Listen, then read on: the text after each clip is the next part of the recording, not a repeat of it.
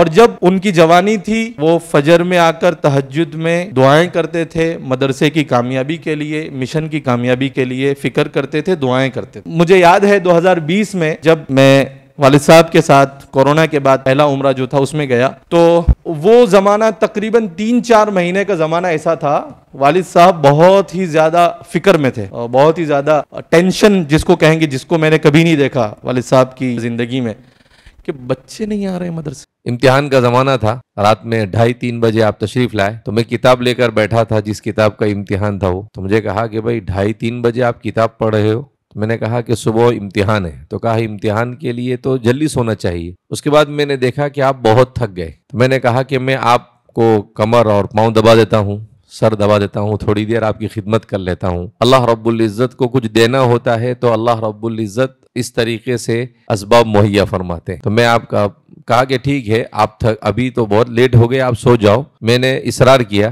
میں آپ کے بدن دبانے لگا، کافی دیر ہو گئی، 4:15 بجے والد صاحب کی آنکھ کھلی تو میں خدمت میں مشغول تھا، تو والد صاحب کو بہت تعجب ہوا، وہ رونے لگے اور روتے روتے میرے سر پر ہاتھ رکھا اور کہا اللہم علمہ الکتاب و تأویلہ۔ حضرت مولانا ذوالفقار صاحب نور اللہ مرقدہ فرمایا کرتے تھے، غلام گودڑے ہوڑ کے سو جا، اب تیرے لیے ٹرک بھر بھر کر ثواب پہنچتا رہے گا۔ اور واقعتاً آج فرشتوں نے اسے وہی کہہ دیا ہوگا، نم کنومت العروس، نم کنومت العروس۔ نضيء بنورنا الدنيا وننشر في الفضاء أملا ونعلي عزم همتنا فمن طلب العلا وصل۔ محترم حضرات، الوسطانوی کوئی محض نسبت نہیں، ایک نسبت عرفان ہے، ایک مکتب احسان ہے، جس نے لاکھوں قلوب کو رشد و ہدایت کا سامان بخشا۔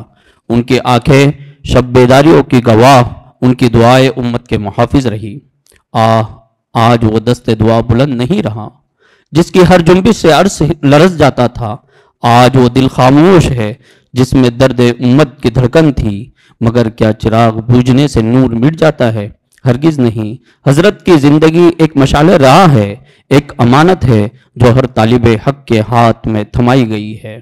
بہرحال اب اس کے بعد ہم مدرسہ ریاض العلوم انواع کے ناظم و شیخ الحدیث حضرت مولانا بن امین صاحب سے درخواست کرتے ہیں کہ وہ آئے اور حضرت کے تعزیتی کلام پیش۔ بسم اللہ الرحمن الرحیم، الحمد للہ وحدہ والصلاة والسلام علی من لا نبی بعدہ، اما بعد فاعوذ باللہ من الشیطان الرجیم، بسم اللہ الرحمن الرحیم، وبشر الصابرین الذین اذا اصابتهم مصیبہ قالوا انا للہ وانا الیہ راجعون۔ اسٹیج پر تشریف فرما رئیس الجامعہ حضرت مولانا حذیفہ صاحب وسطانوی، اللہ آپ کو صحت عافیت تندرستی کے ساتھ عمر میں برکت نصیب فرماوے۔ ہم تمام بھائیوں کے بڑے، ہم سب کے مربی مشفق حضرت مولانا محمد حنیف صاحب وسطانوی، اللہ تبارک و تعالیٰ ان کے سائے پہ ہم پر تادیر قائم رکھے اور ہمیں صحیح معنی میں ان سے فائدہ اٹھانے کی توفیق نصیب فرماوے۔ ہمارے بھائی مولانا اویس، اسی طرح ہمارے بڑوں کے چہیتے، ان کے دوست مولانا احمد صاحب، ہمارے چچا مولانا موسیٰ صاحب، اور بھی بہت سارے یہاں پر تشریف فرما ہیں۔ صبح سے بیٹھے ہر آدمی اپنی اپنی داستان سنا رہا تھا۔ بقول قاری انصار صاحب ہمیں یوں رشک ہونے لگا کہ یقیناً ہمارے حضرت کو ہم سے زیادہ ان سے محبت تھی۔ انہوں نے ابھی قاری صاحب نے سنایا کہ حضرت نے مجھے تو عمرے میں بھیجا، میرے استاذ کو حج پہ بھیجا۔ تو بات تو وہی ہے کہ ہم ہی سو گئے داستہ کہتے کہتے۔ میرے بھائیوں، اللہ تبارک و تعالی کا ہم جتنا شکر ادا کرے کم ہے۔ ماضی قریب کی تاریخ کو آپ اٹھا کر دیکھیں، اور ماضی قریب کی تاریخ کے اندر ہمیں حضرت وسطانوی رحمت اللہ علیہ کے ساتھ کام کرنے کا اللہ تبارک و تعالیٰ نے موقع عطا فرمایا۔ یعنی ہم اللہ کا جتنا شکر ادا کرے اتنا کم ہے کہ شاید آنے والی نسلیں ایسی شخصیتوں کا دیدار بھی کر پائیں گی کہ نہیں۔ میرے دوستو، اتنا بڑا کام، اتنا عظیم کام، اور بہت ساری کارگزاری آئی، میں کیا کارگزاری بیان کروں؟ مجھے تو ایسا لگتا ہے کہ میری باتیں تو ان کے سامنے پھیکی کی پھیکی ہے، لیکن اس فقیر کو بھی اپنے عم محترم سے ایک نسبت رہی، محبت رہی، اور آپ نے اپنا دست شفقت اس فقیر کے اوپر بھی بڑا رکھا۔ جب تک قرآن حافظ قرآن ہوا تب سے لے کر تو جب تک حضرت صحت عافیت کے ساتھ رہے تو حضرت کو قرآن سنانے کا اللہ تبارک و تعالیٰ نے مجھے موقع دیا۔ قیام اللیل میں بھی سنایا، جب پڑھتے تھے تو اس وقت تراویح میں سناتے تھے، جب پڑھانے نظامت پہ لگے تو جو ہے اللہ تبارک و تعالیٰ نے موقع دیا کہ قیام اللیل کے اندر حضرت کو قرآن سناتے رہے، اور وہ خادم قرآن تھے۔ مجھے دو واقعے بڑے عجیب لگتے ہیں۔ ایک تو اپنا بچپن کا ایک واقعہ یاد آ رہا ہے اس وقت، شاید مولانا حذیفہ صاحب کو وہ یاد ہو یا نہ یاد ہو۔ میں جامعہ مظہر سعادت ہاسوٹ کے اندر میرے والدین نے بہت چھوٹی عمر کے اندر مجھے پڑھنے کے لیے بھیج دیا۔ رمضان کا مہینہ تھا، وہاں مدرسہ چلتا تھا۔ میں اسکول سے آیا تو اچانک میری نظر پڑی کہ حضرت مولانا حذیفہ صاحب اور حضرت رئیس جامعہ دور سے آ رہے ہیں۔ اب بچے تو بچے ہوتے ہیں، جب اپنوں کے اوپر نظر پڑتی ہے تو ظاہری بات ہے کہ وہ خوشی کا جو اظہار ہوتا ہے۔ تو جیسے ہی میں نے دور سے حضرت کو دیکھا، بھاگتا ہوا گیا، حضرت نے گویا کہ دونوں ہاتھ یوں پھیلا دیا اور مجھے اپنے سینے سے چمٹا لیا، اور میں ضد کرنے لگا کہ مجھے آپ کے ساتھ چلنا ہے۔ اب مولانا حنیف صاحب ایک اور وہ داستان ہے، وہ جو مولانا حنیف صاحب جانتے ہیں۔ بہرحال تو مجھے چمٹا لیا کہ مجھے آپ کے ساتھ جانا ہے۔ حضرت کہے کہ میں تو جا، تو کہا کہ اب یہ راضی کیسے ہوں گا؟ تو مولوی حذیفہ کو کہا کہ اس کو پیسے دے دو، اب ان کے پاس کچھ چلر ہوں گے، ان کو بھی کسی نے دیے ہوں گے۔ تو بہرحال انہوں نے پورے چلر نکال کے میرے سامنے یوں رکھے کہ جتنے چاہیے اس میں سے لے لو۔ میں نے کہا کہ سب چاہیے۔ میں نے پورے کے پورے ان سے وصول کر لیے۔ بہرحال یہ پہلا واقعہ۔ دوسرا واقعہ جو مجھے یاد پڑتا ہے اس وقت، حضرت نے بہت چھوٹی عمر کے اندر ہم جیسے نااہلوں کو بڑی بڑی ذمہ داریاں دے دی۔ آپ جب پہلی مرتبہ غسل کعبہ کے لیے تشریف لے گئے تھے اور حرم سے تشریف لائے تو نظماء کی ایک میٹنگ جو ہے آپ نے بدنا پور کے اندر رکھی۔ حضرات نظماء کرام جو قدیم ہے، پرانے، وہ جانتے ہیں۔ تو اس وقت حضرت نے ایک بات، اور حضرت اپنی ہر مجلس کے اندر یہ بات کہا کرتے تھے کہ اپنی اولاد کے پیٹ میں شک والا لقمہ مت ڈالنا، اپنی اولاد کے پیٹ میں حرام کا لقمہ، شک والا لقمہ مت ڈالنا۔ یہ مجلس حضرت نے پتہ نہیں کس درد سے یہ بات کہی ہوگی، مجھے اس کا علم نہیں، اس وقت بھی مجھے احساس نہیں، میری عمر چھوٹی تھی، 21 سال کا جوان کیا سمجھتا ہے اس وقت بھی، لیکن بس وہ بات انہوں نے کس تڑپ کے ساتھ یہ بات کہی، یہ بات دل کو لگ گئی۔ بہرحال مجلس ختم ہو گئی، میں انو آ گیا، لیکن میرے اندر ہمت نہیں ہوئی کہ مسند اہتمام کے اوپر یا ناظم کی کوئی جگہ ہے اس کے اوپر جا کر بیٹھوں، کہ حضرت نے یہ کہا کہ کوئی ناظم شک والا لقمہ اپنے پیٹ کے اندر نہ ڈالے، اور آپ نے ہمیں جو ذمہ داری دی ہم کیسے بچیں گے اس سے؟ بہرحال پوری رات میں پریشان رہا، صبح بھی پریشان رہا۔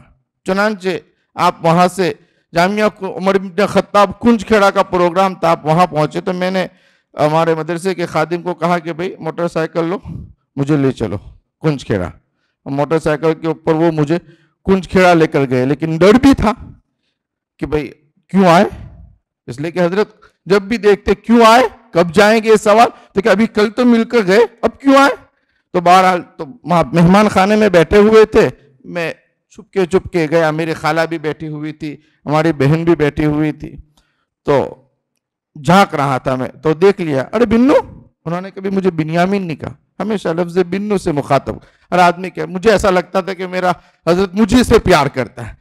حسین کہتا ہے کہ میرا حضرت مجھے سے پیار کرتا ہے، انصار کہتا ہے کہ میرا حضرت، ہر آدمی کہتا ہے کہ میرا حضرت ان کا، یعنی مخدوم یہ کہتا ہے کہ میرا حضرت مجھے سے پیار کرتا ہے، میں کہتا ہوں کہ میرا حضرت مجھے سے پیار کرتا ہے۔ وہ تو کہ بنو، میرا بنو، اب میرے دل میں تو وہ پورا ابال تھا، میں فوراً جو ہے چمٹ گیا حضرت کے پاس جا کر، ایک دم بھاگ کر انہوں نے کافی دیر تک مجھے اپنے سینے سے لگائے رکھا. میں روتا رہا.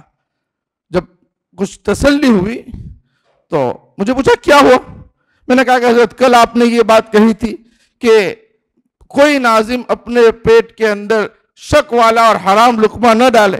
تو میں نے کہا آپ نے ہم کو اس چھوٹی سی عمر کے اندر اتنی بڑی ذمہ داری دے دی تو ہم کیسے بچیں گے؟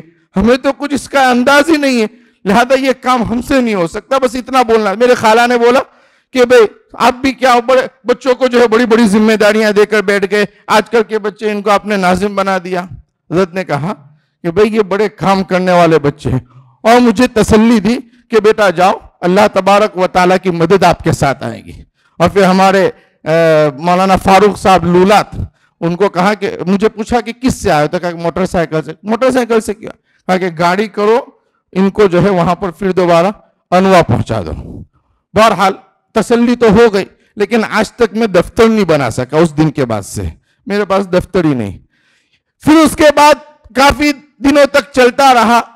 ایک حضرت نے کہا کہ بھئی اب آپ اپنے مدرسے کو اپنے پیروں کے اوپر کھڑا کر دے. اب مجھے پھر نیا ٹینشن کہ ابھی تو چلنا سیکھا ہی نہیں تھا کہ اب آپ کہہ رہے ہیں کہ پیروں کے اوپر کھڑا کرو، اب آپ اپنا نظام چلاؤ. کچھ دن چلے، قرضہ بڑھا، اور پھر ہمتیں پھر ٹوٹی. پھر ایک مرتبہ جو ہے سامان وامان باندھ دیا اور کہا کہ بس اب نہیں جانا ہے. مدرسے میں استادوں کو دعوت بھی کرا دی کہ بھئی اب ششماہی کے بعد اب نہیں آنا ہے. استاد سب دال چاول کی دعوت بھی کرا دی. بہرحال اور سامان بھی سب اس کے پوٹلے بوٹلے باندھ کے الماری کے اوپر رکھ دیے. اب ہمیشہ میری عادت، وہ سب جانتے ہیں میرے بھائی لوگ، کہ میں جب بھی آتا ہوں تو مجھے اگر کسی کو ملنا ہو تو میں وہیں بیٹھا رہتا ہوں حضرت کے پاس. لیکن اس چھٹی کے اندر میں نے تھوڑی دوری بنائے رکھی. انہوں نے بھی مجھے نہیں چھیڑا. دیکھتا ہوں کتنے دن مستی کرتا ہے. بہرحال چھٹیاں ختم ہوئی اور اب مدرسہ شروع ہونے کو یہ تو مستی ختم ہی نہیں ہو. اب میں نے ایک خط لکھا استعفیٰ نامہ جس کو کہیں گے کہ بھئی یہ ہے وہ ہے، بندہ جو ہے اب کام نہیں کر سکتا، لہذا بندہ جو ہے اپنا استعفیٰ دیتا ہے. اب میری دینے کی ہمت تو نہیں، تو میرا چھوٹا محمد، میں اس کو لے کر گیا وہاں آفس کے بعد. میں نے کہا باجی کے آدمی دیکھ کر آ، اور پھر موٹر سائیکل لے کر بھاگ کر آ گیا. اس کو لینے کے لیے بھی نہیں آ گیا تو آ جانا. میں نے کہا گھر پر. تو باجی نے اس پر لکھ کر دیا کہ اپنے بڑوں کی مان کر چلو. رکھ لیا اس کو، لیکن پھر بھی کچھ توفیق نہیں ہوئی. مولانا احمد صاحب گواہ ہے. پھر بھیجا کہ بھائی پکڑ کے لے کر آؤ اس کو. چلو بلاڑ میں کہ نہیں جانا ہے. حضرت بلاڑ میں کہ نہیں جانا ہے. تو کیا تیرا باپ بھی جائیں گے. مولانا احمد جو ہے پکڑ کر لے کر گئے. میں نے کہا کیا ہوا؟ میں نے کہا حضرت مجھے نہیں جانا ہے. ارے آج رات میں نے خواب دیکھا. میں نے کہا کیا خواب دیکھا؟ کہا کہ ایک سانپ آیا تیرے اوپر گرا، تو نے سانپ پکڑا، 2 ٹکڑے کیے، اس کو ایک کو ادھر پھینکا ایک کو ادھر پھینکا، جا مدرسے میں چلا جا. میں نے کہا ایسے کسی، یہ تو کوئی بات ہوئی. میں نے کہا یہ تو کوئی بات ہوئی کہ اچھا مدرسے میں چلا جا. میں نے کہا اچھا ٹھیک ہے میں جاؤں گا ایک شرط پر. کہا کیا؟ میں نے کہا میری شرط یہ ہے میں ناظم بن کر نہیں جاؤں گا، مدرس بن کر. جاتا صحیح ہے تو جا. تو اچھا جی مدرس بن کر جا. میں 6 مہینے تک درجہ حفظ کے اندر پڑھاتا ہی رہا. لیکن اس دوران بھی جو ہے حضرت رحمت اللہ علیہ نے ایسی تربیت فرمائی کہ آپ پتہ نہیں پھر کب دوبارہ انتظام کے اندر آ گئے، اس کا اب تک احساس نہیں. آپ صاحب نسبت بزرگ تھے. سفر میں تھائی لینڈ جانے کا موقع ملے، پرسوں مولوی حذیفہ صاحب کو سنایا. اب وہاں تھائی لینڈ کے اندر گئے تو تھائی لینڈ والوں کی زبان ہماری سمجھ میں نہیں آتی، ان کو اردو زبان سمجھ میں نہیں آتی. اب وہاں پر بات کرو یا تو عربی کے اندر بات کرو. اب حضرت کا تو خطاب عربی کے اندر، حضرت تو عربی جانتے تھے، حضرت کا خطاب عربی زبان کے اندر زوردار خطاب ہوا. اب وہاں پر کچھ مدارس کے لوگ تھے تو کسی نے سوال کر دیا درجہ حفظ کے متعلق سوال کرنا. جو لوگ میرے ساتھ پڑھے ہوئے جانتے ہیں میری کوئی صلاحیت ولایت نہیں ہے، میں بہت کم درجے کا طالب علم ہوں. یہ تو بڑوں کی بزرگوں کی نظر ہے کہ کچھ کام کر رہے ہیں، ہمارے پاس کچھ نہیں ہے، خالی لوگ. تو کچھ لوگوں نے درجہ حفظ کا جو ہے سوال کر دیا.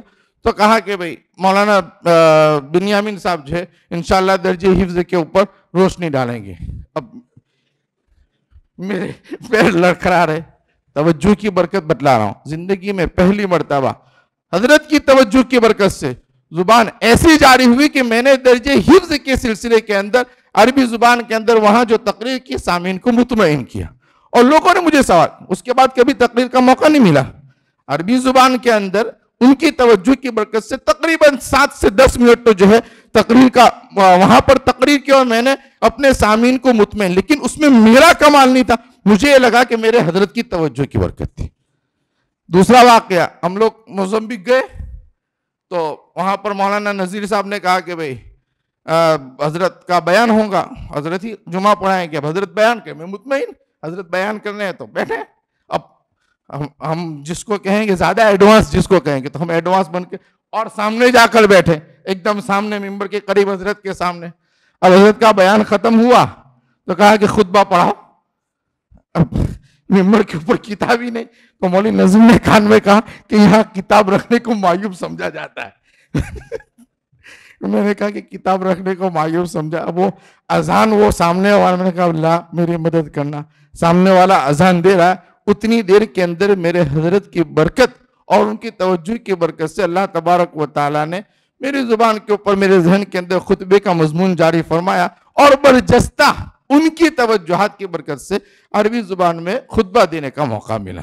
حالانکہ اس علاقے میں بڑی مسجد تھی وہ، بلکہ میرے خیال سے موزمبیق کی وہ بڑی مسجد ہے جہاں پر، تو ظاہری بات ہے کہ یہاں چھوٹی مسجدوں کے اندر کھڑے ہونے کے لیے پیر تھڑاتے ہیں، تو وہ جامع مسجد کے اندر کس طرح ہم خطبہ دیں گے؟ لیکن حضرت کی توجہ کی برکت سے برجستہ عربی زبان کے اندر اللہ تبارک و تعالیٰ نے خطبہ دلوایا، اور خطبے کے بعد حضرت نے بڑی تعریف بھی کہہ رہے تھے کوئی صاحب، حوصلہ افزائی، حضرت نے حوصلہ افزائی کی، بہت اچھا خطبہ دیا میرے بنوں نے تاج۔ تو آپ بڑے، بہرحال وقت بہت زیادہ ہو جاتا ہے، باتیں چلتی رہیں گی، اور میرے بارے میں یہ مشہور ہے کہ نون اسٹاپ گاڑی چلتی رہتی ہے، لہذا میں آپ کو یہ کہنا چاہتا ہوں کہ بھائی ہمارے بڑوں نے ہمیں ایک مشن کے ساتھ جوڑا ہے، ایک فکر کے ساتھ جوڑا ہے، فکر نبوی کے ساتھ جوڑا ہے۔ فکر وسطانوی یہ فکر نبوی ہے، مشن وسطانوی یہ مشن نبوی ہے۔ ہم یہ عزم مصمم کریں کہ جیسا کہ ابھی قاری انصار صاحب نے بہت اچھے انداز میں ربنا انی اسکنت من ذریتی بوادٍ کی آیت کو جو ہے سمجھایا، کہ اس بیابان کے اندر ایسے گلستان جو ہے حضرت نے کلکوا کے ذریعے وہ، اور اس قاری ندیم عبد المجید ندیم نے جب جامعہ کی سنگ بنیاد کے وقت بھی اسی آیت کا انتخاب کیا تھا، ربنا انی اسکنت من ذریتی بوادٍ، تو وہ صرف جامعہ کے حق کے اندر نہیں بلکہ پورے ہندوستان کے حق کے اندر گویا کہ وہ آیت کریمہ آج ہماری سمجھ میں آ رہی ہے۔ جیسا کہ حضرت ابراہیم علیہ السلام نے مکے کے اندر منادی دی تو اس وقت لوگوں کے سمجھ میں نہیں آ رہا، لیکن آج مکے کو لوگ دیکھ رہے ہیں کہ کوئی گھڑی ایسی نہیں کہ جو خالی نہیں جا رہی۔ تو اسی طرح اللہ تبارک و تعالیٰ نے ہمارے حضرت رئیس جامعہ رحمت اللہ علیہ کو ہمارے اس علاقے میں خصوصاً مراٹھواڑہ، مہاراشٹر اور یہ چھتیس گڑھ میں بھی، مولوی یہ نعمت اللہ صاحب چھتیس گڑھ کا تذکرہ کر رہے تھے، ساؤتھ افریقہ کے سفر میں جانا ہوا، بس ایک ہی دھن سوار ہمیں وہاں ایک صاحب جو ہے ساؤتھ افریقہ کے جنگلوں میں کہا کہ حضرت آپ بالکل ٹینشن فری ہو جائیے، یہاں جو ہے مچھلی کا شکار اور یہ اور وہ، لیکن اس بندے کے دل میں چھتیس گڑھ ایسا سوار تھا کہ وہ یہ سوچنے لگے کہ جتنے لوگ ہمارے ساتھ گھومنے کے لیے آئے ہوئے سب بڑے بڑے مالدار لوگ تھے، تو ان کی فکر میں کہ بھئی ان سارے لوگوں کو تیار کرو کہ چھتیس گڑھ کے اندر ایک مرکز بنائے۔ یہ فکریں تھی ہمارے بڑوں کے۔ بہرحال اللہ تبارک و تعالی ہمیں اپنے بڑوں کی فکروں کے ساتھ چلنے کی توفیق نصیب فرماوے۔ ہمارے بھائی حضرت مولانا حنیف صاحب، حضرت مولانا حذیفہ صاحب، حضرت مولانا عویس صاحب، حضرت مولانا فاروق صاحب، یہ بندہ خود، ہم سب بھائیوں نے یہ مل کر یہ ہم کوشش کریں گے کہ ہمارے بڑے جس مشن کو ادھورا چھوڑ کر گئے ہیں ہم انشاءاللہ اس کو آگے بڑھائیں گے، اور آخری دم تک، اپنی زندگی کے آخری دن تک انشاءاللہ اس کے اوپر قائم رہیں گے اور اللہ کی رضا کے لیے کام کرتے رہیں گے۔ آپ حضرات سے یہی دعا ہے، آپ ہم لوگوں کے لیے بھی اور ہم سب کے لیے اخلاص للہیت کی دعا کرتے رہیں کہ اللہ تبارک و تعالی جس طرح ہمارے بڑوں نے اخلاص للہیت کے ساتھ کام کیا اور اللہ تبارک و تعالی نے ان کے کام کو مقبول کیا، اللہ ہمیں بھی جو ہے ان کے نقش قدم کے اوپر چلنے کی توفیق نصیب فرماوے، اللہ اپنی رضا نصیب فرماوے۔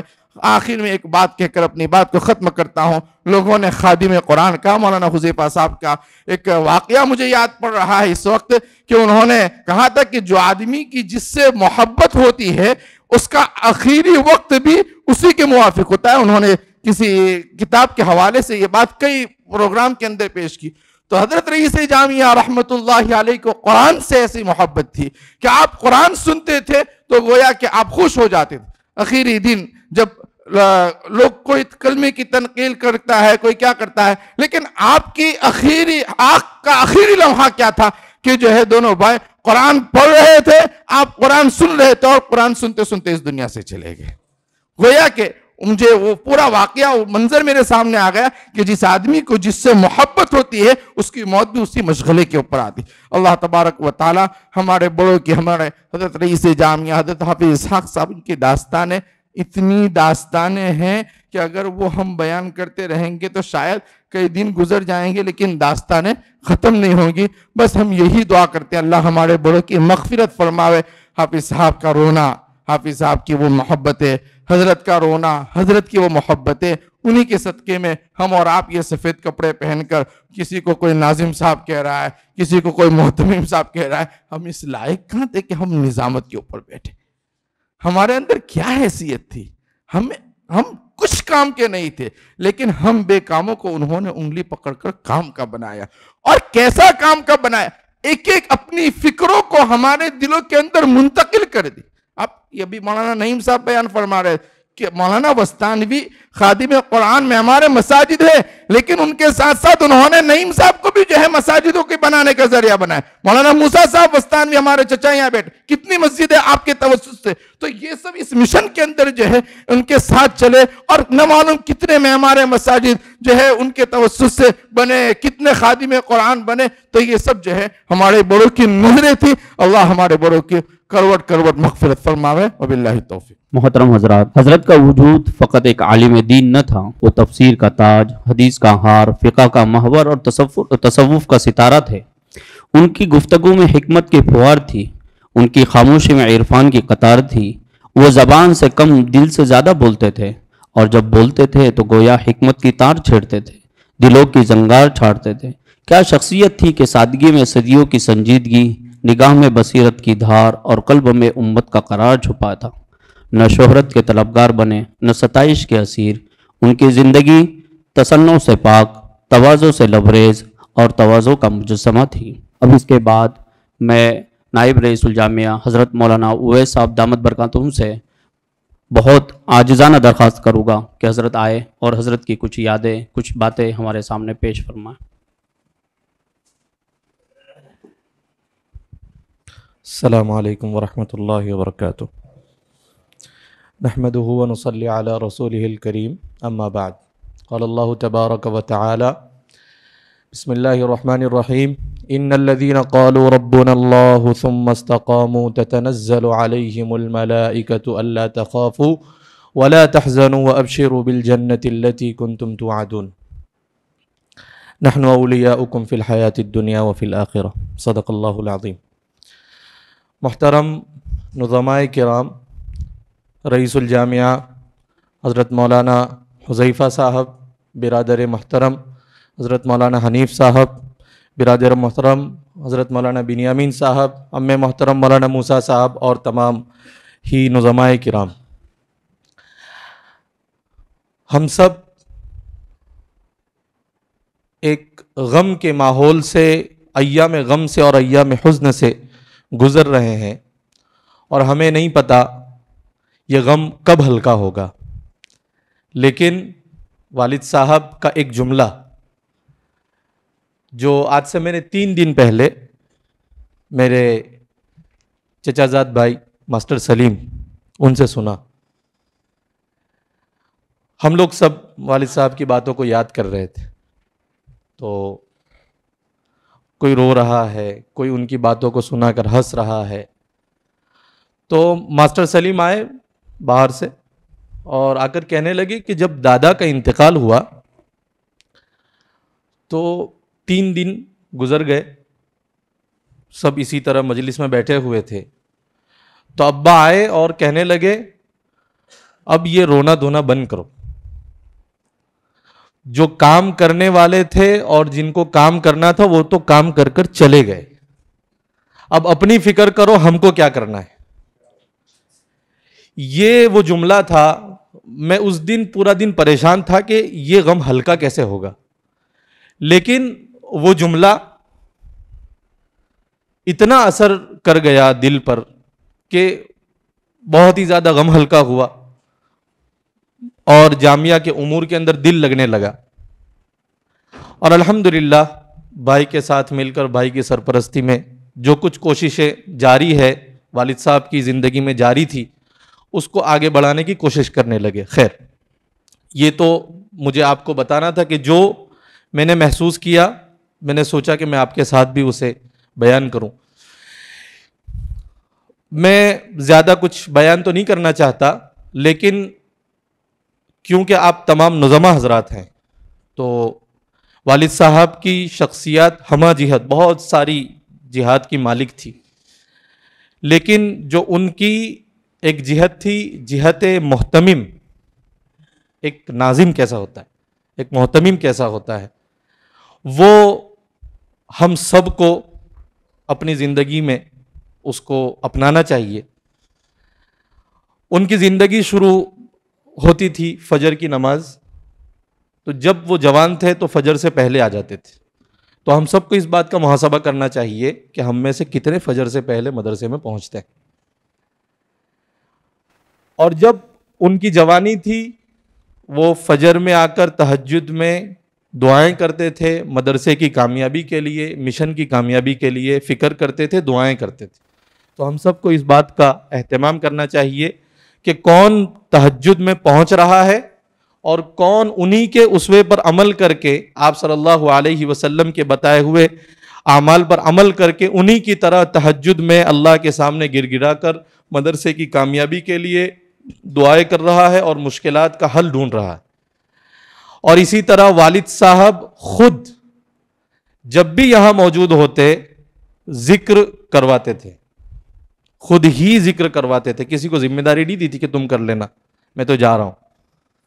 فجر کے بعد بیٹھتے ذکر کرواتے ذکر کرنے کے بعد تھوڑی دیر بیان فرماتے. تو آپ میں سے ہر ایک اس بات کا محاسبہ کریں کہ ہم میں سے کون کون ذکر کروا رہا ہے. اسی طرح بیان کرنے کے بعد وہاں پر 5 سے 10 منٹ بیٹھتے تھے. بچوں کا ایک جمگٹھا ان کے پاس آ کر بیٹھ جاتا تھا. کوئی شکایت لے کر آتا کہ حضرت مجھے یہ مسئلہ ہے, کوئی رخصت لے کر آتا, کوئی کیا لے کر آتا. اتنے زیادہ سہل الحصول تھے وہ وہاں بیٹھے رہتے.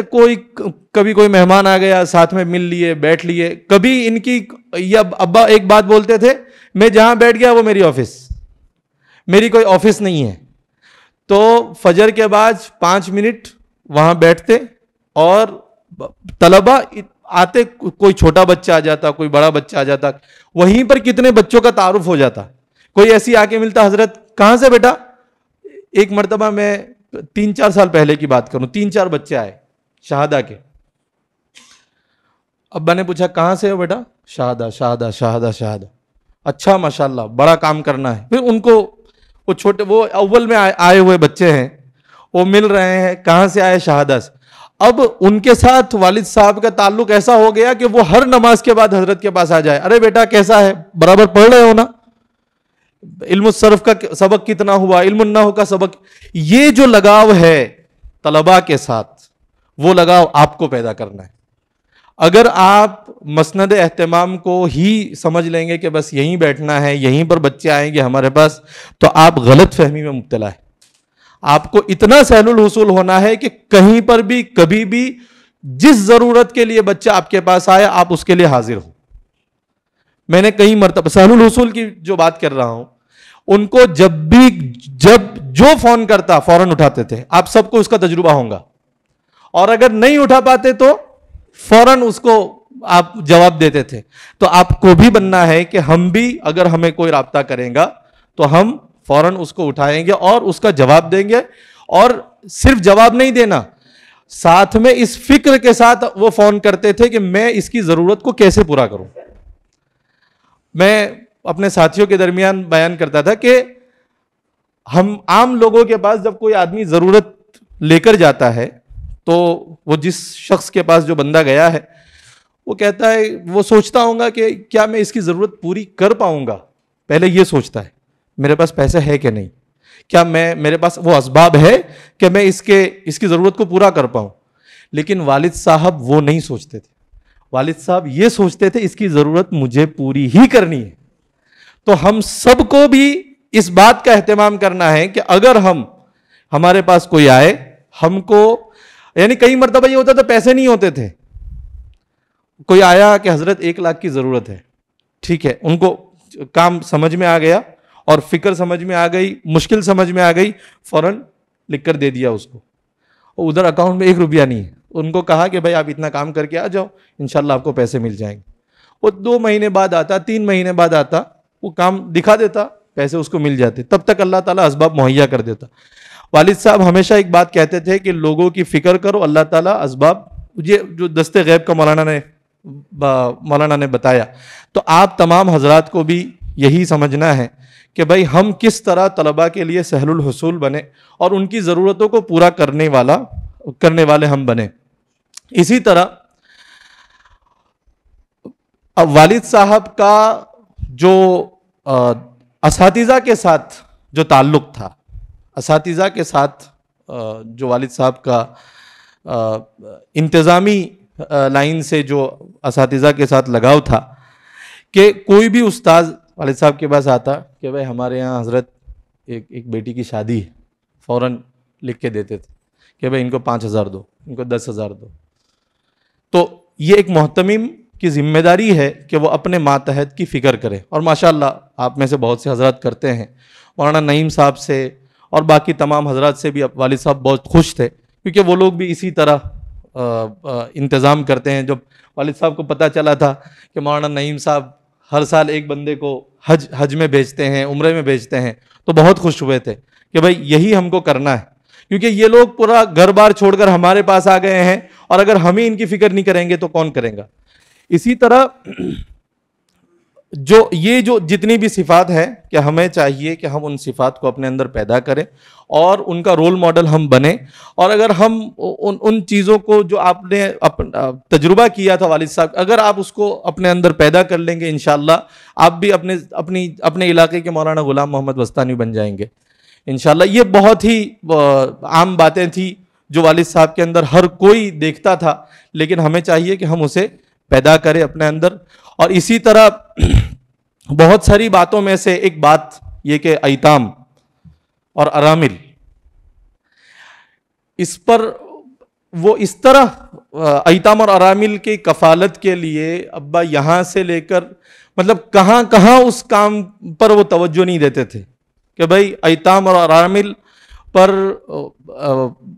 لوگوں سے بات کرنا کہ بھائی فلاں علاقے میں اتنی ارامل موجود ہے, آپ کو اس کی کفالت کرنی ہے, فلاں علاقے میں اتنی ارامل موجود ہے, آپ کو اس کی کفالت کرنی ہے.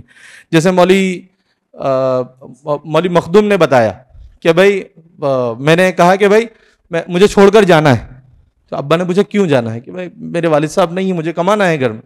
تو والد صاحب نے فوراً ارامل کے مد سے ان کی والدہ کے لیے ایک وظیفہ شروع کر دیا. تو آپ تمام حضرات بھی اس بات کا تہیہ کریں کہ آپ کے علاقے میں جو ارامل ہے اس کی آپ لوگ تمام انشاءاللہ والد صاحب کی طرح فکر کریں گے, انا وکافل الیتیم کہاتین کی طرح, کیونکہ ایک ارمیلہ کی کفالت بھی ایک یتیم کی ہی کفالت ہے, اور ارامل کی کفالت کے لیے بھی باقاعدہ احادیث میں بہت سارے فضائل موجود ہیں. اسی طرح ایتام کے بارے میں جو بات کہی, اور آج اتفاق سے ایک عجیب بات مولوی مخدوم کے واقعے کو سننے کے بعد ذہن میں آئی کہ بھائی کوئی دور دراز علاقے میں ایسے ہی نہیں جاتا. اگر کسی کا خاندان پورا سیٹ ہے, وہ کیوں 800 کلومیٹر چھوڑ کے جائیں گا. تو ایتام کے جانب والد صاحب ایسے ہی نہیں توجہ دیتے تھے, ان کو پتا تھا کہ اگر اس کو کام کرنے کا میدان ملے گا اور اپنی صلاحیت کو بتانے کا موقع ملے گا تو یہ ضرور کام کریں گا. تو والد صاحب ایتام پر اس اعتبار سے بھی توجہ دیتے تھے کہ اس سے مجھے کام لینا ہے, اور اس کی کئی مثالیں ہیں. جیسے امبڑ کے اندر وہ راہل سر جو ہیں وہ بھی ایک یتیم کی حالت میں یہاں آئے تھے, اور مجھے وہ کہتے تھے میں اس کو پرنسپل بناؤں گا. یہاں پر میں ان کو بولتا تھا یہاں پر تو 2 پرنسپل, ان کو ہٹا کے آپ بنائیں گے, تو مجھے بولتے تھے نہیں دوسری کالج بنائیں گے, اس میں پرنسپل بنائیں گے. تو ان کی سوچ اس بلندی کے ساتھ ہوتی تھی، اور ہمیں بھی چاہیے کہ ہم بھی والد صاحب کے نقش قدم پر عمل کریں اور ایتام اور ارامل کے بارے میں بھی فکر کریں. اسی طرح مکاتب قرآنیہ کے بارے میں جس طرح والد صاحب فکر کرتے تھے، آپ تمام حضرات کو اس پر زیادہ سے زیادہ توجہ دینی چاہیے. مجھے یاد ہے 2020 میں جب میں والد صاحب کے ساتھ کورونا کے بعد پہلا عمرہ جو تھا اس میں گیا، تو وہ زمانہ تقریباً 3-4 مہینے کا زمانہ ایسا تھا، والد صاحب بہت ہی زیادہ فکر میں تھے، بہت ہی زیادہ ٹینشن جس کو کہیں گے، جس کو میں نے کبھی نہیں دیکھا والد صاحب کی چہرے پر یا زندگی میں، کہ بچے نہیں آ رہے ہیں مدرسے میں. روزانہ والی جاوید کو فون کر کے پوچھتے تھے کہاں کتنے بچے آئے، بچے نہیں آ رہے. مدینہ میں جب ہمارا پہلا دن تھا، مجھے یاد ہے روزہ شریف کی جالی کے سامنے بیٹھے ہوئے تھے والد صاحب، اور اس طرح انہوں نے آنکھیں بند کی اور تھوڑی دیر کے بعد مجھے کہا کہ بیٹا مجھے ایک بات ابھی اللہ نے دل میں ڈالی ہے، وہ یہ کہ ابھی یہ جو بچے نہیں آ رہے ہیں اس کی فکر اپنے کو کرنا ہے. تو وہ اس طرح کہ جتنے بھی ہمارے مکاتب ہیں ان کے درمیان مسابقہ کرواتے ہیں، اور ہر جگہ مسابقہ کروا کے ان بچوں کا جو فائنل مسابقہ ہوگا اس کے مرکز میں ہم اس کو کروائیں گے. اس سے انشاءاللہ بستی بھی جڑیں گی، بچے بھی جڑیں گے، اور انشاءاللہ فوراً ہمارے بچوں کی زیادتی ہوں گی، تعداد بڑھیں گی. تو مولانا جاوید صاحب کو فون لگا کے دیا، تو ماشاءاللہ مولانا جاوید صاحب نے والد صاحب کی ایما پر، والد صاحب کے حکم پر اور ان کی پوری گائیڈ لائن کے مطابق ماشاءاللہ اس پروگرام کو انجام دیا، اور الحمدللہ وہ ابھی بھی چل ہی رہا ہے اور بڑی کامیابی کے ساتھ، اور وہ کامیاب ہوا، جو ان کی فکر تھی وہ کامیاب ہوئی. تو آپ کا جو مرکز ہے، اس کی جو ریڑھ کی ہڈی ہے وہ آپ کا مکتب ہے. آپ تمام حضرات کو اس کو ہلکے میں نہیں لینا چاہیے، اس کی انشاءاللہ آپ فکر کریں گے. اور والد صاحب کے زمانے میں جس طرح مکتب کی آپ فکر کیا کرتے تھے، اس سے اب آپ کی ذمہ داری ڈبل ہو چکی ہے. آپ جس طرح والد صاحب مکتب کی فکر کرتے تھے انشاءاللہ اب آپ بھی کریں گے، اور ہم اللہ تعالیٰ سے دعا کرتے ہیں اللہ تعالیٰ ہم سب کو والد صاحب کے نقش قدم پر چلنے کی توفیق نصیب فرمائے. وآخر دعوانا الحمدللہ. أما بعد فقد قال الله تبارك وتعالى في الكلام المجيد والفرقان الحميد: فأعوذ بالله من الشيطان الرجيم بسم الله الرحمن الرحيم وما محمد إلا رسول قد خلت من قبله الرسل أفإن مات أو قتل انقلبتم على أعقابكم ومن ينقلب على عقبيه فلن يضر الله شيئا وسيجزي الله الشاكرين. وقال تعالى في مقام آخر: تعاونوا على البر والتقوى ولا تعاونوا على الإثم والعدوان. صدق الله العظيم وصدق رسوله النبي الكريم ونحن على ذلك لمن الشاهدين والشاكرين والحمد لله رب العالمين. قابل صد احترام و صد تکریم قافلہ وسطانوی کے امیر، رہنما، مقتدی حضرت مولانا حذیفہ صاحب وسطانوی دامت برکاتہم العالیہ، اور فروعات جامعہ کے نظماء حضرات، یوں کہہ لیجئے آج کی اس مجلس میں جامعہ کی تمام فروعات کا کریم یہاں پر جمع ہو چکا ہے. دعا کیجئے اللہ جل جلالہ و عم نوالہ ہمارے جامعہ کا اور فروعات جامعہ کا، بلکہ تمام ہی مدارس دینیہ کے اس تعلیمی سال کو بحسن خوبی عافیت کے ساتھ اختتام تک پہنچاوے. اور اللہ رب العزت ہمارے اس سال کو تعمیری سال بناوے، ترقی کا سال بنائے۔ ظاہری بات ہے اب تک تو ہم اور آپ بڑے ہی جوش و خروش میں اور ایک حوصلہ ہوتا تھا کہ عم محترم مشفق و مربی رئیس الجامعہ رحمت اللہ علیہ کی شفقتیں محبتیں ہمارے ساتھ تھی، لیکن یہ تو مقدرات ہے دوستو، دنیا آنی اور جانی ہے۔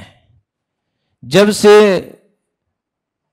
اللہ رب العزت نے اس کائنات کے نظام کو چلایا ہے، اسی دن سے اس کائنات کے اندر دو سلسلے بھی رب نے لگا دیے ہیں، پہلے بھی تھے، آج بھی ہیں اور قیامت تک رہیں گے۔ ایک آنے کا سلسلہ ہے تو ایک جانے کا سلسلہ ہے، اور یہ دونوں رحمت ہیں ہمارے لیے۔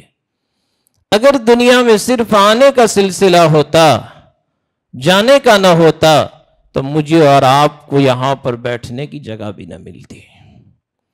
یہ قیامت تک لگے رہیں گے، لہذا دنیا کو اللہ نے ہمیشہ رہنے کی جگہ نہیں بنایا ہے۔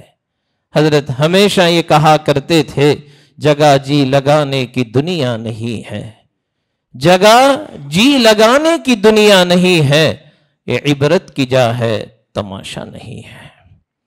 ظاہری بات ہے ہم سب اپنے اپنے ادارے کے ذمہ داران بیٹھے ہوئے ہیں۔ ایک بہت بڑی بات، ایک مرتبہ حضرت سے کسی نے سوال پوچھا کہ حضرت جامعہ کا کام اتنا کیسے پھیلا؟ اوہو، کہ آپ اتنی قلیل مدت کے اندر پورے ملک کے اندر آپ نے ادارے قائم کر دیے، اس کی وجہ کیا؟ حضرت نے بڑی پیاری بات بیان فرمائی، اس کی وجہ ہے الاعتماد علی الافراد۔ میں نے اپنے ہر ناظم پر پورا بھروسہ کیا ہے۔ اللہ اکبر۔ جیسے ایک باپ اپنے بیٹے پر بھروسہ کرتا ہے، ایسا بھروسہ اس مرد مجاہد نے ہم سب پر کیا تھا۔ میں آپ سے آج کی اس مبارک مجلس میں اسی بات کا عہد لوں گا کہ حضرت تو دنیا سے رخصت ہو گئے، لیکن ہم ان کے اعتماد کو موت تک قائم رکھیں گے انشاءاللہ۔ کبھی ٹھیس نہیں پہنچے گی اس بندے کو، اور ہم حضرت کے شانہ بشانہ مل کر جو محبتیں، جو امانت داری ہم نے حضرت کی زندگی میں اس کا ثبوت پیش کیا تھا، ہم انشاءاللہ زندگی بھر ان کو بھی شکایت کا موقع نہیں دیں گے۔ اصل تو یہ کام ہے دوستو کہ وہ اپنے پیچھے جو کام چھوڑ کر گئے، قرآن کریم کی آیت کریمہ سے بڑی تسلی مل گئی۔ أَفَإِن مَّاتَ أَوْ قُتِلَ انقلبتم عَلَىٰ أَعْقَابِكُمْ وَمَن يَنقَلِبْ عَلَىٰ عَقِبَيْهِ فَلَن يَضُرَّ اللَّهَ شَيْئًا۔ لہذا ہماری اور آپ کی یہی کوشش رہے گی کہ حضرت نے جس ادارے میں مجھے بٹھا دیا، یہ میرا اپنا ادارہ ہے، یہ میرا اپنا ادارہ ہے۔ ہم سب ذمہ دار بیٹھے ہوئے ہیں، ایک ذمہ دار کو کیسے ذمہ داری نبھانی، یہ حضرت کی زندگی سے ہمیں سیکھنے کو ملا ہے۔ حضرت ہمیشہ کہا کرتے تھے، ناظم وہ مخدوم نہیں، سید القوم خادمہم۔ ہم سب خادم بن کر رہیں گے انشاءاللہ۔ حضرت قاری صدیق صاحب باندھوی نور اللہ مرقدہ، حضرت کے شیخ اور حضرت کے مربی، حضرت کی زندگی اور حیات صدیق، حضرت ہمیشہ کہا کرتے تھے، بھئی اپنے اکابرین کے احوال کو پڑھتے رہو، ایمان تازہ ہو جائے گا۔ حضرت قاری صدیق صاحب باندھوی رحمت اللہ علیہ، حضرت کے حالات میں یہ بات لکھی ہے۔ ہم ایک مرتبہ باندھا گئے حضرت کے وصال کے بعد، تو وہاں کے قدیم استاذ کی خدمت میں ہم بیٹھے، مولانا سعید صاحب نور اللہ مرقدہ بھی ہمارے ساتھ تھے، تو ہم ان کی خدمت میں بیٹھے۔ ہم نے کہا کہ حضرت کی زندگی کا کچھ واقعہ آپ بیان کریں، تو حضرت نے بڑا عجیب واقعہ بیان فرمایا۔ حضرت فرمانے لگے کہ روزانہ صبح اٹھتے تھے بیت الخلائیں صاف ملتی تھی، بیت الخلا صاف مل، ہم پریشان تھے کہ کون ہے یہ کرنے والا۔ آخر ایک دن میں اپنی چارپائی پر برآمدے میں لیٹا ہوا تھا اور میں نے دل میں سوچا کہ آج تو میں اس شخص کو دیکھ کر رہوں گا کہ کون یہ کام کرتا ہے۔ اوہو، حضرت فرمانے لگے رات تھی 3 بجے اور ایک شخص رات کی تاریکی میں چلتا ہوا آیا، کپڑے اتارے، لنگی پہنی اور اس ہینڈ پمپ سے پانی نکال کر بیت الخلائیں صاف کر رہا ہے۔ میں ایک دم اٹھ کر آیا تو دیکھا کہ یہ تو عارف باللہ حضرت قاری سید عارف صدیق رحمت اللہ علیہ۔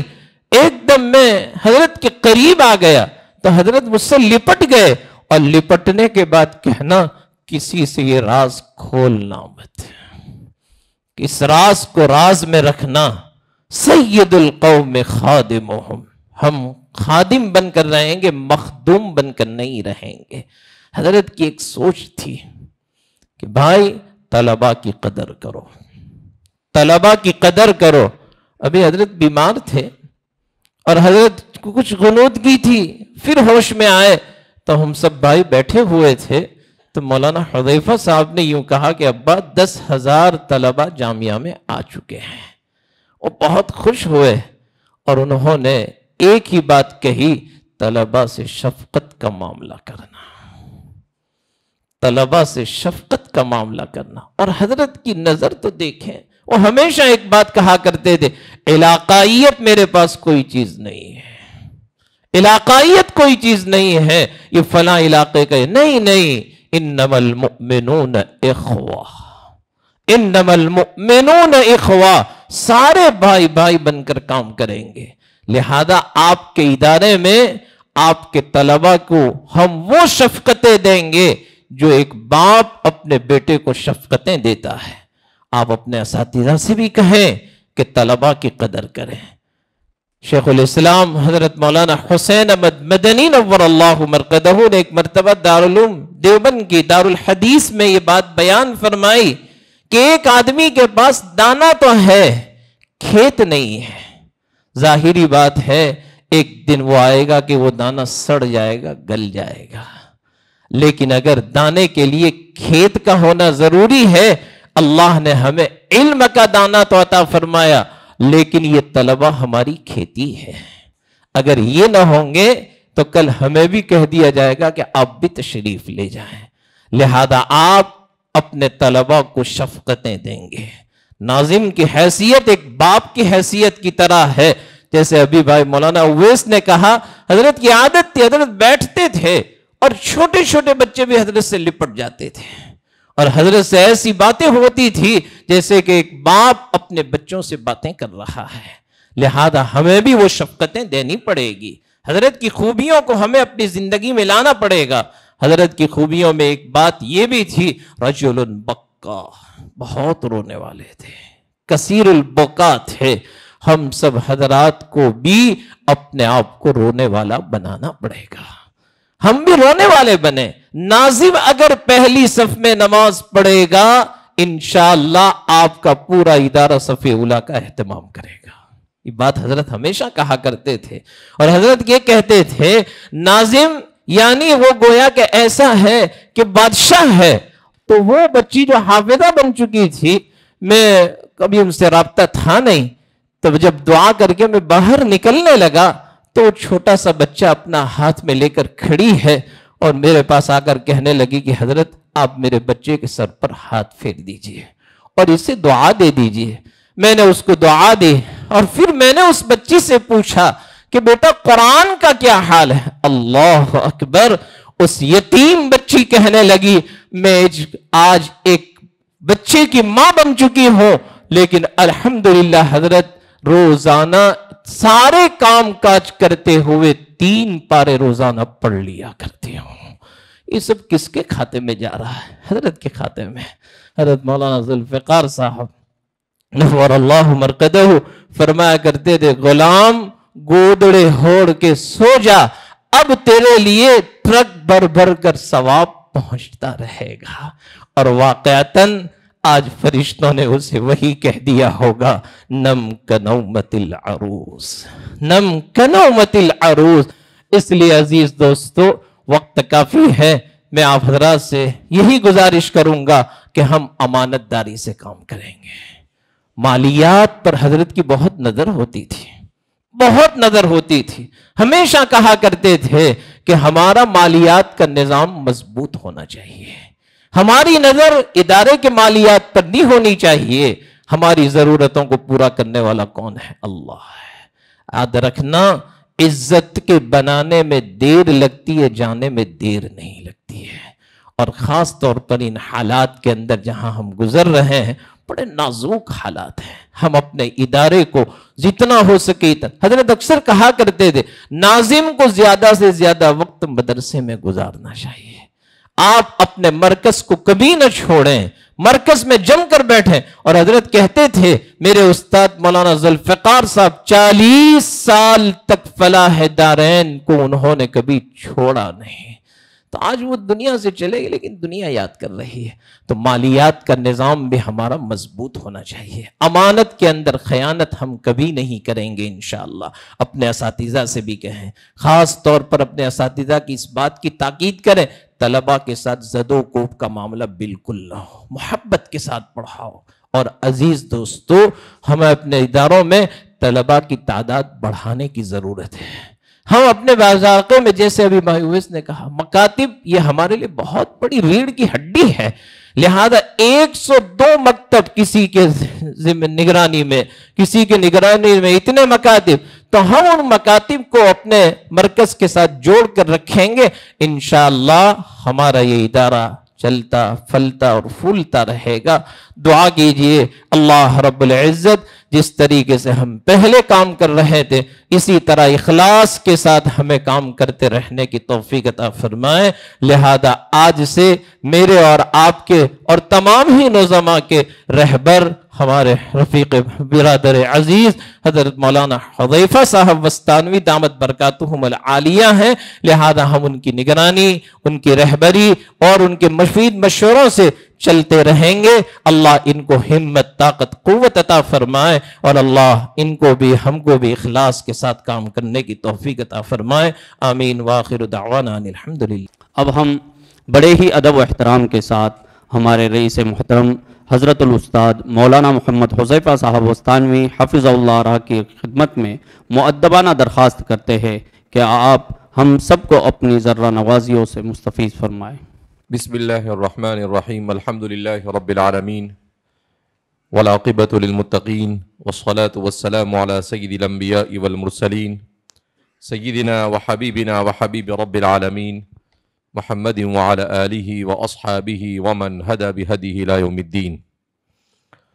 قال اللہ تبارک وتعالی فی کتابہ المجید والفرقان الحمید. فاعوذ باللہ من الشیطان الرجیم. بسم اللہ الرحمن الرحیم. كشجرة طيبة أصلها ثابت وفرعها في السماء. وقال تبارك وتعالى إن هذا صراطي مستقيما فاتبعوه ولا تتبعوا السبل فتفرق بكم عن سبيله. حضرات نظامہ، برادر محترم معزز حضرت مولانا حنیف صاحب دامت برکاتہم، برادر صغیر مولانا اویس صاحب حفظہ اللہ، مولانا بنیامین صاحب حفظہ اللہ، مولانا احمد صاحب، اور ہمارے جتنے بھی نظماء دور و دراز سے تشریف لائے ہیں، سب سے پہلے ہم رب کریم کا شکر ادا کریں کہ اللہ رب العزت نے تاریک فتنوں کے اس دور میں ہم سب کو ایک ایسے عظیم مشن کے ساتھ منسلک کیا جس مشن کا ایک سیرہ دنیا ہے تو دوسرا سیرہ اللہ کی رضامندی ہے. میں کافی دیر سے سوچ رہا تھا کہ کس آیت کریمہ کی تلاوت کروں اور جامعہ کے اور والد محترم کے مشن کی نشاندہی کروں. تو بہت ساری آیتیں ذہن میں گردش کرنے لگی اور اخیر میں اس آیت پر جا کر मेरी फिक्र रुक गई, इन्ना हादा सिराती मुस्तकीमन फत्तबिऊहु वला तत्तबिउ सुबुला फतफर्रक़ बिकुम अन सबीली। ये वालिद साहब की बरकत है। हमारे वालिद साहब, अल्लाह रब्बुल इज़्ज़त ने उन्हें कुरान के साथ ऐसा इश्क नसीब फरमाया था कि वो हाफिज नहीं थे, मगर कुरान करीम अपने खिताब में ऐसे पढ़ते थे कि बरजस्ता उनकी ज़बान पर आयतें आ जाती थी। कुरान करीम की आयत करीमा, कुछ आयत करीमा उनकी पैटर्न थी जो हमेशा पढ़ते थे, लइन शकरतुम लअज़ीदन्नकुम वलइन कफरतुम इन आज़ाबी लशदीद। हमेशा ये आयत करीमा वालिद साहब के बयान में सुनी जाती थी। तो कुरान करीम के साथ उनको बड़ा शगफ था। अल्लाह रब्बुल इज़्ज़त ने कुरान करीम की इस निस्बत को बंदे की तरफ कैसे मुंतकिल किया, उसका भी अजीब किस्सा है। हमारी तालिब इल्मी के ज़माने में वालिद साहब सफ़र से तशरीफ़ लाए, एम्बेसडर थी। मैं शायद सोम या चाहरुम पढ़ रहा था, इम्तिहान का ज़माना था। रात में 2:30-3 बजे आप तशरीफ़ लाए, तो मैं किताब लेकर बैठा था, जिस किताब का इम्तिहान था वो। तो वालिद साहब ने दरवाज़ा खटखटाया, मैंने उठकर फ़ौरन खोल दिया। जब दाखिल हुए कमरे में तो देखा कि किताब खुली है, लाइट चल रही है। तो मुझे कहा कि भाई 2:30-3 बजे आप किताब पढ़ रहे हो। तो मैंने कहा कि सुबह इम्तिहान है। तो कहा इम्तिहान के लिए तो जल्दी सोना चाहिए, फिर इम्तिहान में नींद आएगी तो क्या करोगे, लिखोगे कैसे? तो मैंने कहा नहीं, इंशाअल्लाह आप दुआ करें, अल्लाह मदद का फरमाएंगे। उसके बाद मैंने देखा कि आप बहुत थक गए। तो मैंने कहा कि मैं आपको कमर और पाँव दबा देता हूँ, सर दबा देता हूँ, थोड़ी देर आपकी खिदमत कर लेता हूँ। अल्लाह रब्बुल इज़्ज़त को कुछ देना होता है तो अल्लाह रब्बुल इज़्ज़त इस तरीके से असबाब मुहैया फरमाते हैं। तो मैं आपका कहा कि ठीक है, आप अभी तो बहुत लेट हो गए, आप सो जाओ। मैंने इसरार किया, मैं आपके बदन दबाने लगा और उसके बाद काफ़ी देर हो गई। 4-4:15 बजे वालिद साहब की आंख खुली, तो मैं खिदमत में मशगूल था। तो वालिद साहब को बहुत ताज्जुब हुआ, वो बिल्कुल अचानक उठकर बैठ गए और कहने लगे कितने बजे? मैंने कहा मालूम नहीं, घड़ी में देखा तो 4-4:15 बज रहे थे।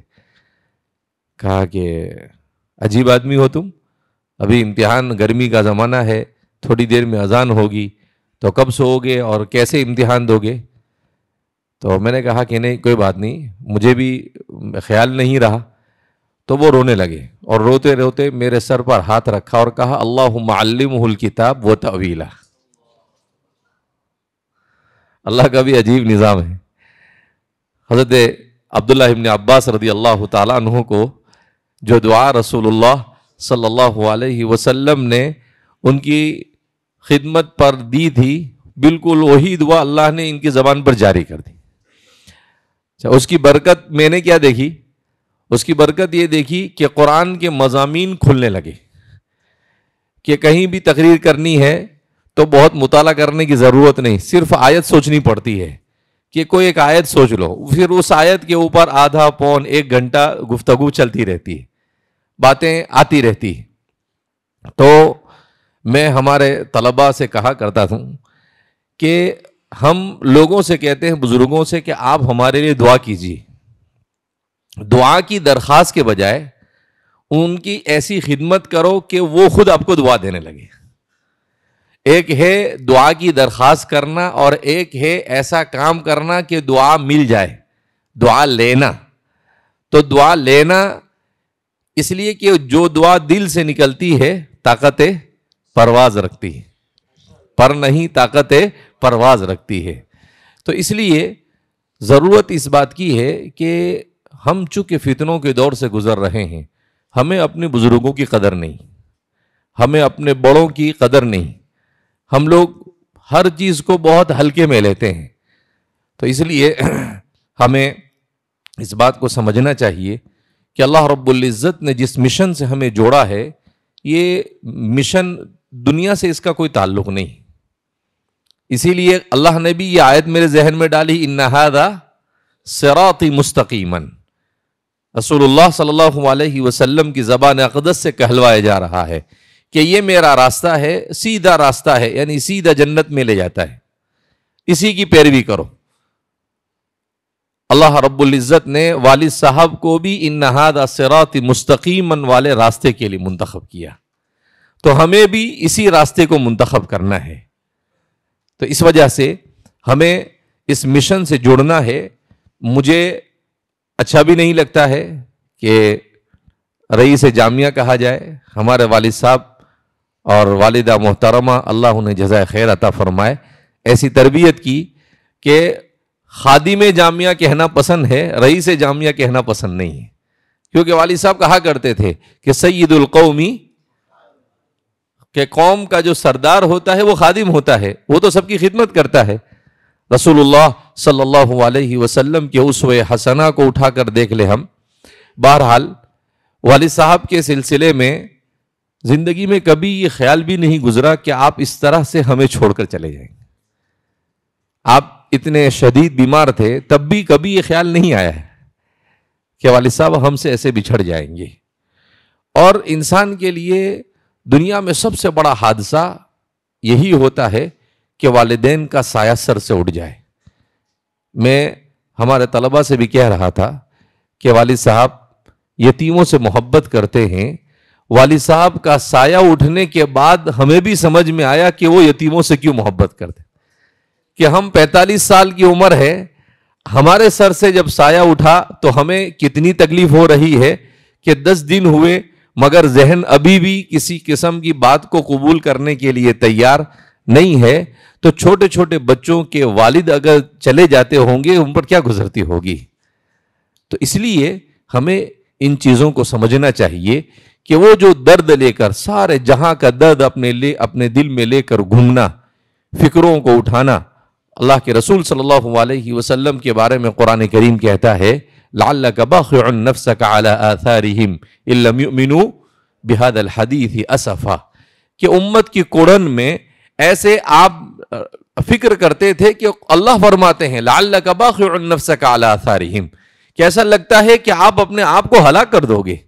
کیوں ہلاک کر دو گے؟ کہ بھئی یہ لوگ تو ایمان نہیں لا رہے، مکہ والے ایمان نہیں لا رہے تھے. تو اللہ کے رسول صلی اللہ علیہ وسلم کی اس فکر کو قرآن کریم نے بیان کیا. میں اس کو ایسے بیان کرتا ہوں کہ آپ تو اتنی فکر کر رہے ہیں کہ اگر اسباب کے اوپر چھوڑ دیا جائے تو شاید آپ کو ہارٹ اٹیک آ جائے. تو اللہ کے رسول صلی اللہ علیہ وسلم کی یہ فکریں ہمارے بزرگوں کے اندر میں اللہ نے منتقل کیا، ان کا درد منتقل کیا، ان کا رونا منتقل کیا. اولئک آبائی فجئنی بمثلہم اذا جمعتنا یا جریر المجامع. بہرحال ہمیں اس بات کو سمجھنا ہے کہ ہم بہت عظیم مشن کے ساتھ جڑے ہوئے ہیں. دنیا کے اندر میں بہت مشن ہے. ویژن اور مشن کی آج کل کیا سیلاب چل رہا ہے کہ کوئی بھی اٹھتا ہے ویژن 2025، ویژن 2035، مگر یہ صرف نعرے ہوتے ہیں. ہمارے والد صاحب کے سلسلے میں ابو بدر جمال النامی ہمارے دوست ہیں کویت کے، وہ کہا کرتے کہ میں نے دنیا کے 80 ملکوں کا سفر کیا مگر ایک انسان ایسا پایا جو میدانی ہے، رجل میدانی، وہ لفظ استعمال کرتے ہیں، عملی آدمی، کہ یہ بات کم کرتا ہے مگر کام زیادہ کرتا ہے. اور کہا دنیا میں لوگ باتیں زیادہ کرتے ہیں اور کام نہیں کرتے ہیں. لہذا اس بنا پر ہمارے سامنے ان کی سیرت کے جو گوشے آ رہے ہیں، یہ صرف اس لیے نہیں کہ تھوڑی دیر کے لیے ہم آشاش کرنے لگے اور تھوڑی دیر کے لیے ہم تعجب کرنے لگے، نہیں، یہ سب اس لیے ہے کہ ہمارے سامنے اسوہ رسول کی ایک زندہ مثال ہے. اسی لیے قرآن کریم کی آیت کریمہ میں نے پڑھی کشجرۃ طیبۃ اصلھا ثابت وفرعھا فی السماء، کہ ایک ایسا شجر طیبہ جس کی جڑیں زمین میں پیوست ہے اور جس کی شاخیں آسمانوں کے اندر میں ہیں. تو ہمیں الحمدللہ والد صاحب نے جامعہ کو ایک شجر طیبہ بنایا اور جیسا کہ قاری انصار صاحب نے بڑی اچھی بات کہی کہ صرف جامعہ نہیں، جامعہ کی ہر شاخ وادی غیر ذی زرع ہے. جامعہ کی ہر شاخ کیا ہے؟ وادی غیر ذی زرع ہے. ہر جگہ والد صاحب نے شہروں کو اپنے کام کا میدان نہیں بنایا، اپنے دیہاتوں کو کام کا میدان بنایا. ہمارے والد صاحب کے پرانے دوست حاجی شفیع صاحب کل سانگلی سے تشریف لائے تھے. بڑی عمر ہے، بیمار بھی ہے، پاؤں میں تکلیف ہے. میں نے کہا کہ آپ زحمت نہ اٹھائے، مگر پھر بھی وہ کہا کہ نہیں، میں جب تک کہ آؤں گا نہیں، آپ سے ملوں گا نہیں، حضرت کے پاس جاؤں گا نہیں، وہاں تک کہ مجھے چین آئے گا نہیں. تو وہ بتا رہے تھے کہ ہم لوگ بذریعہ کار کافی سالوں پہلے آئے والد صاحب کے پاس. جب ہم واپس جا رہے تھے تو ہمیں کہا کہ راستے میں ہمارے 2-3 مدرسے دیکھتے دیکھتے جائیے آپ. تو فرماتے ہیں کہ ہم کنڑ پہنچے اور پھر کنڑ سے بالکل اندر پتہ نہیں جنگل میں، تو ہمارے ساتھ کسی مولانا کو بٹھا دیا تھا. تو ہم اس کو کہنے لگے کہ بھائی یہ جنگل میں کہاں لے جا رہا ہے تو؟ تو کہتا ہے کہ اندر مدرسہ ہے. کہا کہ یہ جنگل میں کون سا مدرسہ ہے اور یہاں کہاں سے بچے آئے؟ تو کہتے ہیں کہ وہ اتنا خراب راستہ، اور ہم اندر پہنچے تو پتہ چلا، جیسے ہی وہاں پہنچے تو دیکھا کہ وہ ڈاکٹر جو بنتے ہیں طلبہ وہ ڈریس پہن کر اور سب. تو ہم لوگ حیران ہو گئے کہ اتنے جنگل کے اندر میں یہ کیا بنا ہے. تو وہ کنجکھیڑا پہنچے. تو فرماتے ہیں کہ ہمیں تعجب ہوا، اور جب پوچھا تو پتہ چلا کہ یہاں تو 2-2.5 ہزار بچے پڑھتے ہیں. لڑکیوں کا مدرسہ ہے، لڑکوں کا مدرسہ ہے، فارمیسی کالج ہے. تو وہ فرماتے ہیں کہ ہم نے مولانا کے کام کو دیکھا تو ایسے ہی جنگلوں کے اندر میں آپ نے کام کیا. تو اس لیے ضرورت اس بات کی ہے کہ فکروں کو اوڑھنا ضروری ہے. آج دنیا میں سب سے بڑا مسئلہ، سب سے بڑا فتنہ کیا ہے؟ حب الدنیا. حب الدنیا رأس کل خطیئہ. دنیا کی محبت ہر گناہ کی جڑ ہے. تو ہمیں اس بات کی فکر کرنی چاہیے کہ دنیا کی محبت نہیں آنی چاہیے. اللہ کے رسول صلی اللہ علیہ وسلم بھی ایک روایت میں فرماتے ہیں یوشک ان تداعى علیکم الامم کما تداعى الاکلۃ علی قصعتها فقال قائل او من قلۃ نحن یا رسول اللہ قال لا بل انتم کثیرون ولکنکم غثاء کغثاء السیل. کہ ان قریب ایک زمانہ ایسا آئے گا کہ تمام باطل طاقتیں امت مسلمہ پر ٹوٹ پڑے گی. ایسے ٹوٹ پڑے گی جیسے کھانے کا شوقین دسترخوان پر ٹوٹ پڑتا ہے. تو صحابی نے فوراً سوال کیا کیا ہم اس زمانے میں کم ہوں گے؟ حضور نے کہا لا بل انتم کثیرون، بڑی تعداد ہوگی تمہاری، ولکنکم غثاء کغثاء السیل، مگر تم سمندر کے جھاگ کی طرح ہوگے.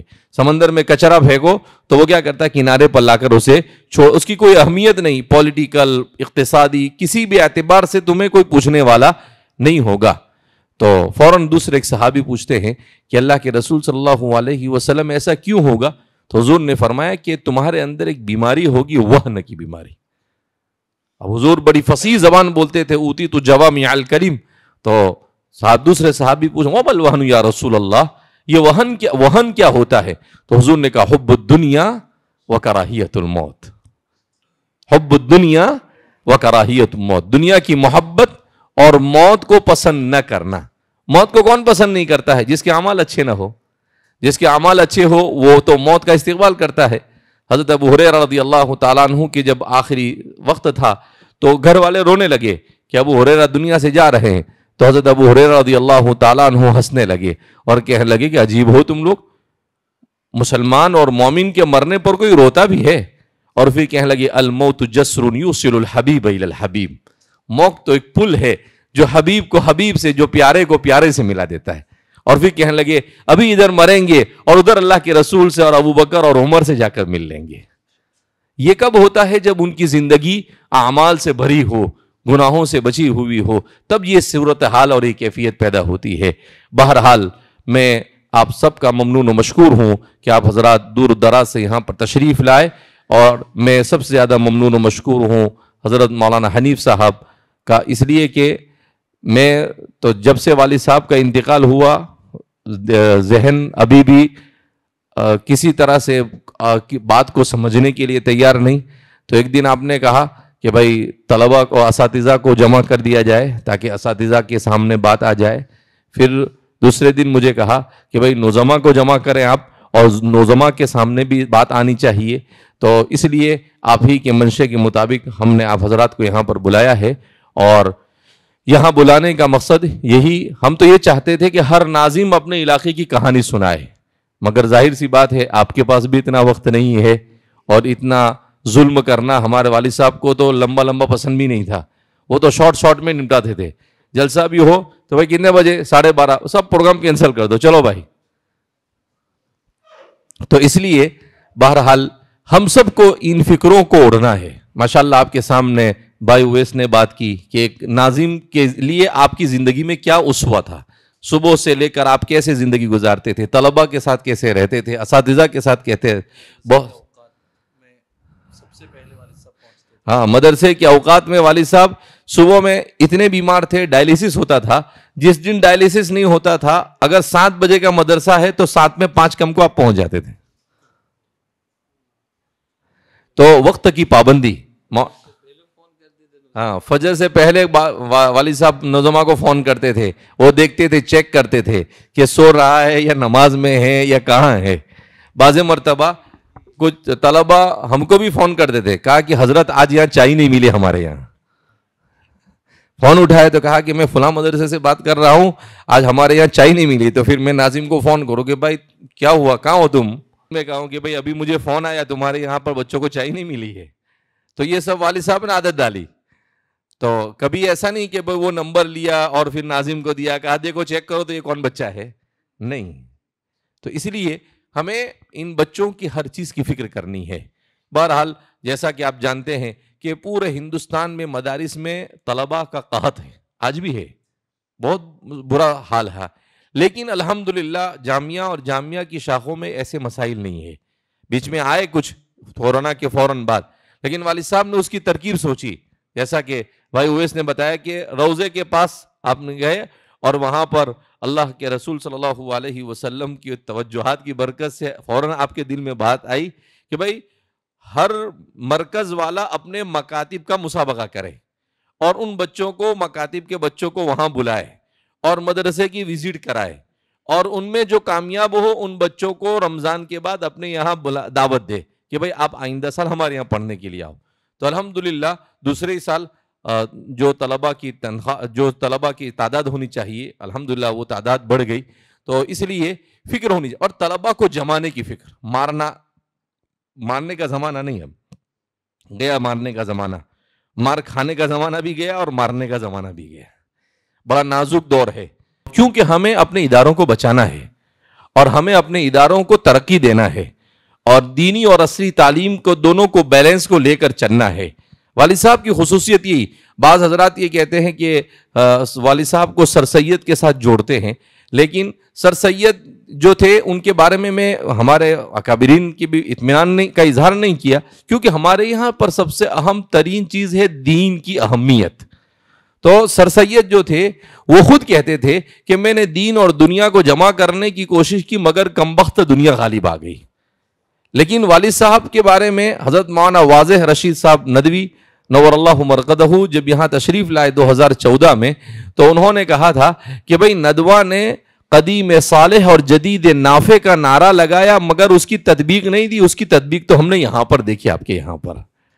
اور دوسری خصوصیت یہ کہ یہاں پر الحمدللہ دنیا کو غالب نہیں آنے دیا گیا، کمبخت دنیا غالب آئی نہیں، بیلنس کے ساتھ، کہ ہمارے جو طلبہ علم دین حاصل کرنے کے لیے آئے وہ پورے علم دین کو حاصل کرے اور ان کو ضرورت کے بقدر عصری تعلیم دے دی جائے، اور جو طلبہ عصری تعلیم حاصل کرنے کے لیے آئے انہیں دین کا ماحول دے کر ان کے اندر صبغت اللہ ومن احسن من اللہ صبغہ، ان کے اندر میں ربانیت کو پیدا کرنا، ان کے اندر میں صلاح اور تقوی پیدا کرنا. بہرحال کہنے کے لیے تو بہت ساری باتیں ہیں. اللہ رب العزت ہم سب کے یہاں پر جمع ہونے کو قبول فرمائے.